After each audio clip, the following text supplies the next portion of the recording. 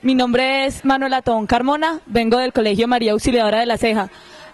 Yo quiero ser personera porque quiero generar cambios en el colegio, tener una visión crítica para mirar qué es lo que está mal y tener la capacidad de cambiarlo. Y además ser una vocera entre las estudiantes y los profesores para así hacernos un buen ambiente entre todos y disfrutar al máximo del colegio.